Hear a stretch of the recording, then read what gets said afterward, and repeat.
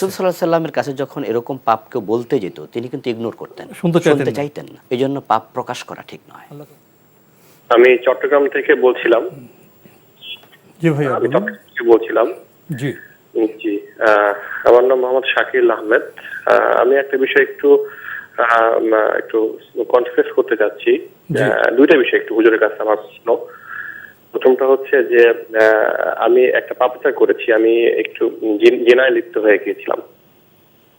এখন যেহেতু জিনার যে শাস্তিটা আছে আমাদেরকে পাথর নিক্ষেপ করে মৃত্যু ইসলামী শরিয়া মোতাবেক, এখন এটা তো আমাদের এই দেশে কিংবা এই যুগে সম্ভব নয়।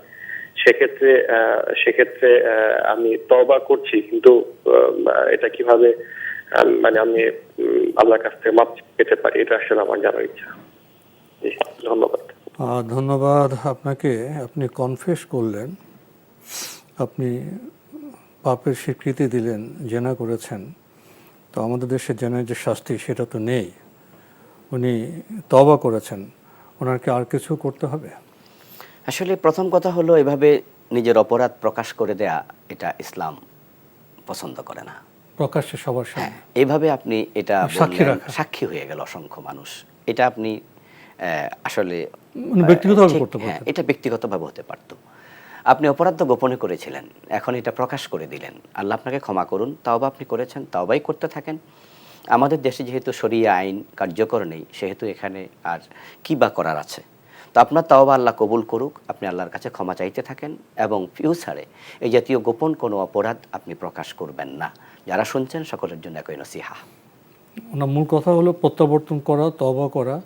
আর একবার পাপ হয়ে গেলে, পাপ তো গোপনে করেছেন, প্রকাশ করা ঠিক নয়, এটা কিন্তু আমরা অনেকেই জানি না।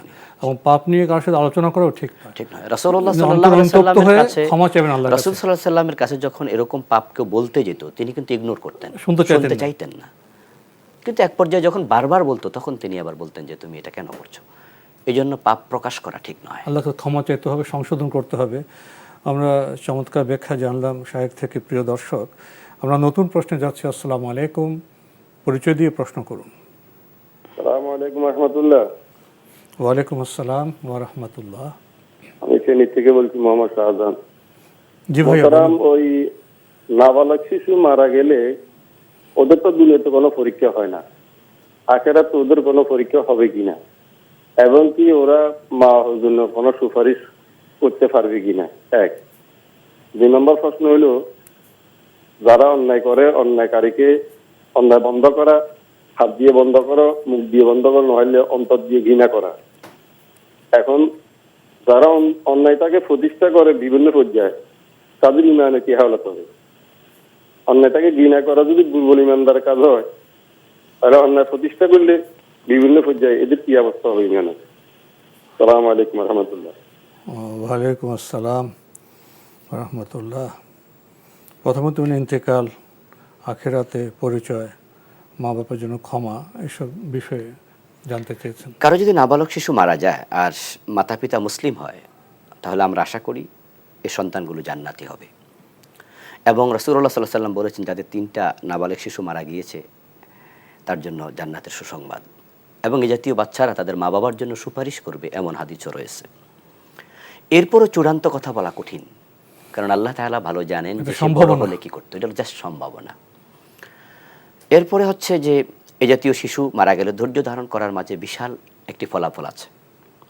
এই জন্য যে মা বাবা ধৈর্য ধারণ করবে, আমরা আশা করছি এই সন্তান তাদের আখেরাতে নাজাতের ওসিলা হবে। ভাইয়ের দ্বিতীয় প্রশ্ন হচ্ছে যে যারা অন্যায় প্রতিষ্ঠিত করে, এই বিষয়টা কিন্তু খুবই সেন্সিটিভ একটি প্রশ্ন এবং চমৎকার গবেষণামূলক প্রশ্ন। যে ইসলাম বলেছে, রাসূল সাল্লাল্লাহু আলাইহি ওয়াসাল্লাম বলেছেন যে অন্যায় দেখলে হাতে বাধা দাও, পারবে না তো মুখে বলো, না পারলে অন্তরে ঘৃণা করো। আর অন্তরে ঘৃণা করলে দুর্বল ঈমানদার। আর এর বিপরীতে গিয়ে যে অন্যায় প্রতিষ্ঠিত করে তার ঈমানের অবস্থা কি?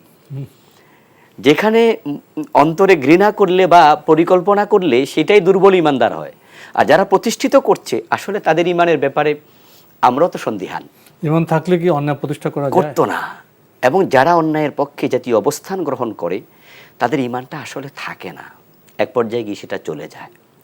এজন্য অন্যায় প্রতিষ্ঠিত করা এটা কোনো মোমেনের কাজ নয়। মোমেনের কাজ হচ্ছে অন্যায় দূরীভূত করা, প্রতিহত করা। ন্যায়ের প্রতিষ্ঠা, অন্যায় প্রতিরোধ, এটা জন্য তো আদেশ দেওয়া হয়েছে। নিশ্চয়ই। তো এই জন্য যারা অন্যায় প্রতিষ্ঠা করছে তাদের প্রতি আমাদের কথা থাকবে, আপনারা প্লিজ থেমে যান। আর রমাদান কেন্দ্র করে বিশেষ করে সকল অন্যায় তো পরিত্যাগ করা, এটা প্রত্যেক সায়েমের জন্য আবশ্যক। আপনারা থেমে যান।